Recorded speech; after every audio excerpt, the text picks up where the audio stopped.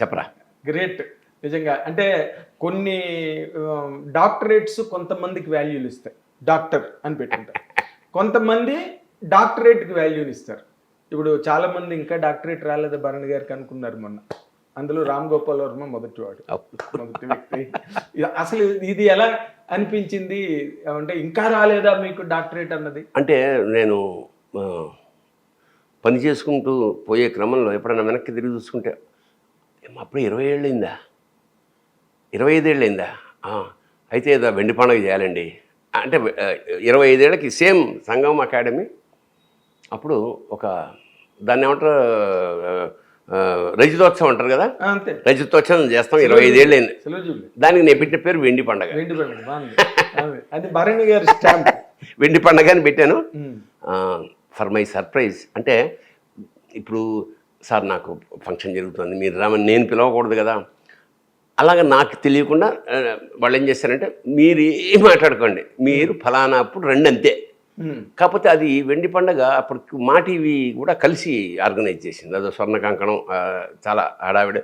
పాపం మన మ్యూజికాలజిస్ట్ రాజా ఉండేవాడు, he organised the whole aspect. Raja plus సంఘం వాడు మన సంజయ్ కిషోర్ నిర్వహణ. ఓకే.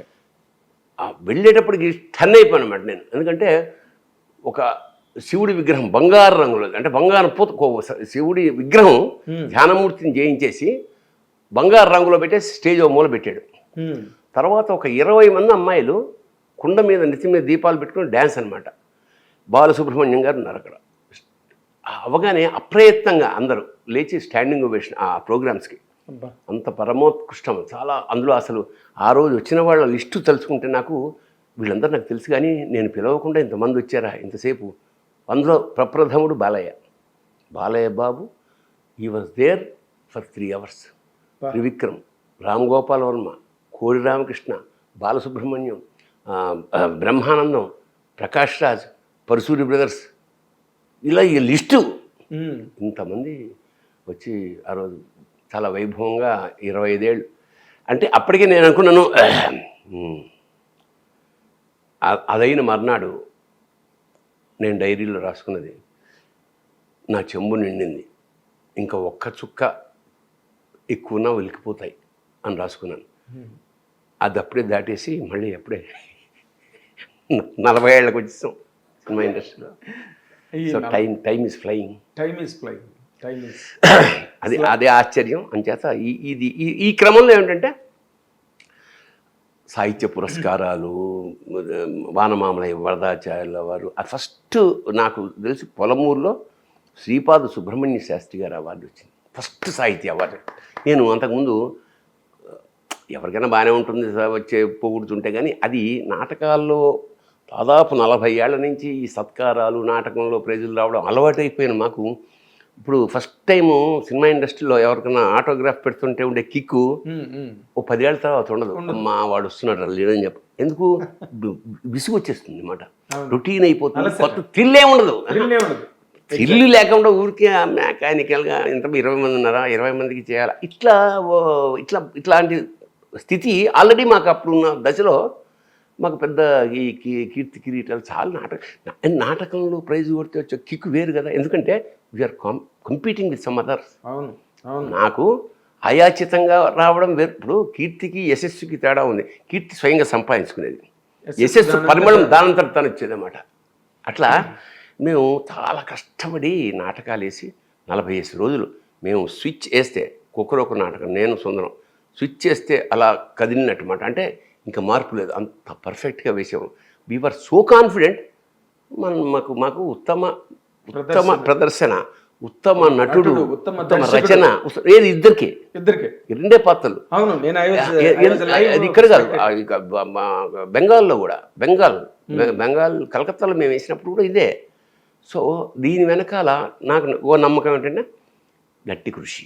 ఎందుకంటే మా గురువుగారు రాళ్లపల్లి గారు చాలా గొప్ప విషయం ఏంటంటే నిన్న జరిగిన ఈ సత్కారం ఏదైతే ఉందో సంఘం చేసింది, ఆ రోజు ఆగస్టు 15 నాడు మా గురువుగారి పుట్టినరోజు. అందుకనే ఆయన ఫోటో ఒకటి పెట్టుకుని ఆయనకి ఒక విధంగా నివాళులు అర్పించినట్టే ఇది లెక్క. సో అప్పటికే నాటక దశ డ్రామాలో ఉండే నాటకం ముగింపు లేని కథ అనే నాటకంతో రియలిస్టిక్ వైపు ఏకదమ్న తిరగబడింది. ప్రయత్నాలు జరుగుతున్నాయి. రియలిస్టిక్ పిఠాపురం బాబీ రియలిస్టిక్ నాటకాన్ని తీసుకొచ్చాడు. రియలిస్టిక్ నాటకానికి తీసుకొచ్చి అతను బాగా అంటే అకాడమిక్ థియరీ అవన్నీ చదువుకునేవాడు కాబట్టి ఆ రియలిస్టిక్ పెర్ఫార్మెన్స్కి కొంచెం ఎక్కువ వెళ్ళిపోయి ఒక దశలో ఎట్లంటే ఏజిస్ ఆఫీసులో నాటకం జరుగుతుంది, రఘుపతి రాఘవ రాజారాం అనుకుంటా. వాళ్ళు ఏట్రా రాలేదా, లేదు చూడాలి ఇలా మాట్లాడుకుంటే ఆడియన్స్ సహనం భరించలే, డైలాగులు వినపట్లేదురా మీ రియలిస్టిక్ తగలయ్య అని తిట్టారు. సో ఇక్కడ కత్తిమిస్సాము రియలిజం అంటే నాటకానికి పరంగా. ఇప్పుడు సినిమాకి నాటకానికి బేసిక్గా ప్రేక్షకుడు కెమెరా, ఇక్కడ దూరంగా ఉన్న నాటకాన్ని నుంచి గట్టిగా ఎక్స్ప్రెషన్స్ అరుపులు ఎక్కడో తప్ప ఆ చివరి వాడికి వినపడాలంటే కొంచెం బ్రైట్గా చేయాల్సిన అవసరం ఉంటుంది నాటకంలో. సినిమాకి అక్కలే లోపల ఫీల్ అయితే అదే సాత్విక అభినయం. కెమెరా నీ దగ్గరికి వచ్చేస్తుంది. సావిత్రి ఉంది కళ్ళతో కదా, ఇలా అంటే చాలు అవుట్. సో దానికి రీజన్ ఏమిటంటే camera will come to you అంటే ప్రేక్షకుడు నీ కళ్ళ దాకా వస్తాడు, కాళ్ళ దాకా వస్తాడు, హృదయం దాకా వస్తాడు. సో ఎక్కువ చేయాల్సిన అవసరం లేదు. అలాగా పిఠాపురం బాబీ ఒక ప్రయత్నం చేస్తున్నాడు. బట్ నాకు తెలిసి తెలుగు నాటక రంగంలో పరమ రియలిస్టిక్ నాటకం ముగింపులేని కథ రాళ్ళపల్లి గారు. అంటే దానికి నేను చెప్పడం కాదు, మేము ఇది చెన్నై కళాసాగర్లో వేసినప్పుడు అప్పటికి దేవులపల్లి కృష్ణశాస్త్రి గారు ఉన్నారు, ఆయనకి పోయింది, చిన్న బుక్కులెట్ ఉండేది, దాని మీద రాశారు.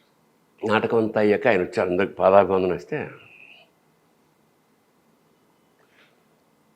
ఇది నాటకంలా లేదు, కిటికీ తెరిచి చూస్తున్న ఓ జీవితంలో ఉంది. పక్క వాళ్ళ ఇంట్లో జరుగుతున్న. సో అది మాకు ఆలంబన, రియలిస్టిక్ పర్ఫార్మెన్స్. అక్కడి నుంచి దానికి నేనేమిటంటే పీజీ డిప్లొమా థియేటర్ ఆర్ట్స్లో కూడా జరగడం వల్ల ఈ రియాలిజానికి నేను నేర్చుకున్న పాశ్చాత్య టెక్నిక్స్ అన్నమాట. మైమ్ మెలో డ్రామాను లేపేసి అక్కడి నుంచి మైమ్ ప్రవేశపెట్టాం, సర్రియలిజం ప్రవేశపెట్టాం, absurd, theatre of the absurd అంటారు.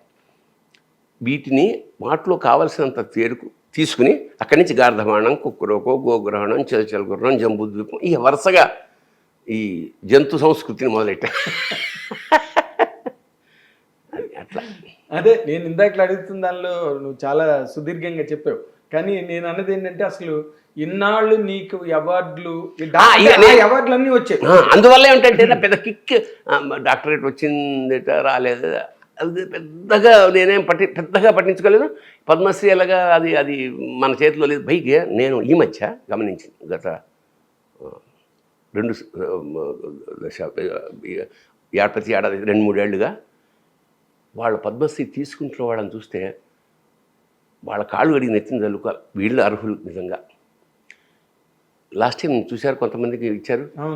ఎక్కడో చెట్లు పెంచుతున్న ఆవిడికి కర్ణాటకలో అసలు వాడు జీవితంలో అసలు ఆ ఊరు దాటి వెళ్ళని వాళ్ళకి అది ఆ గుర్తు నిజంగా I felt that these are the real people, వీళ్ళకి అర్హులు, మనం కాదు. ఊరికం నేను ఎప్పుడు ఒకటి గట్టిగా నమ్ముతాను రా, ఏమిటంటే కళాసేవ మనం ఏమీ సేవ చేయలేదు, మనకే అపారమైన సేవ చేసి ఇవాళ అన్నం తినడానికి ఇంత కీర్తి, ఇంత ప్రతిష్ట, ఇన్ని పుస్తకాలు ఆవిడ మనకిచ్చింది. మనం ఏమీ చేయలేదు.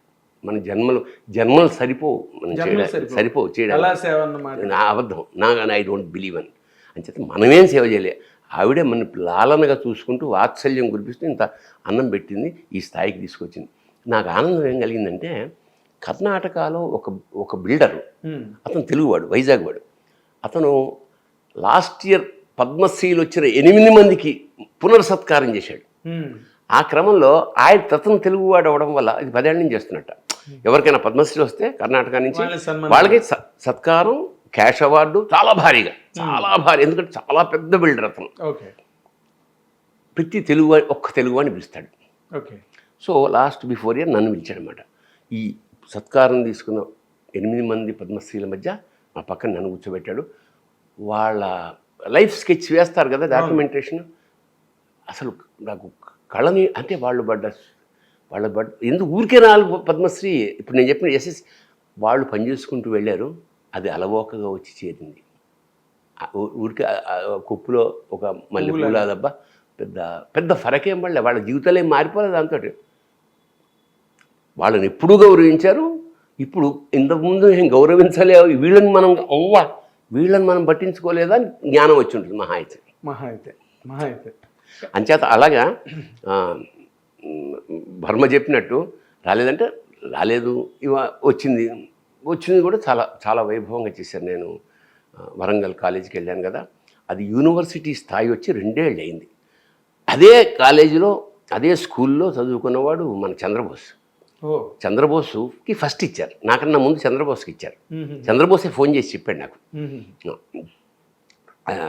గురుగారు వాళ్ళు కాలేజీ ఫస్ట్ చాలా గొప్ప కాలేజీ అండి, నేను చదువుకున్నది, వాళ్ళకి యూనివర్సిటీ స్టేటస్ వచ్చింది, అయితే వాళ్ళు అక్కడే చదువుకున్నాను, ఆస్కార్ అవార్డు వచ్చిందని చెప్పి వాళ్ళు ఫస్ట్ నన్ను ఎంపిక చేసి నాకు సత్కారం చేశారు.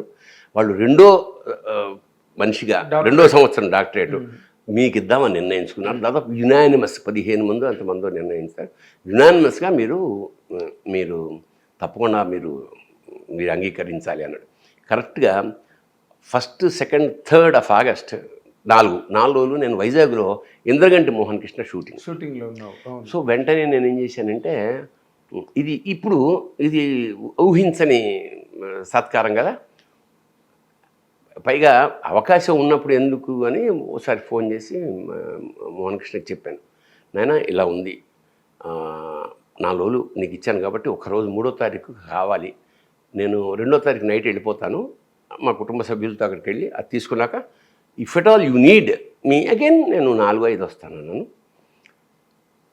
అంతకన్నా అన్నాడు, ఎందుకంటే మన కాంపౌండ్లోంచి వచ్చిన కుర్రాడు కదా, గ్రహణం.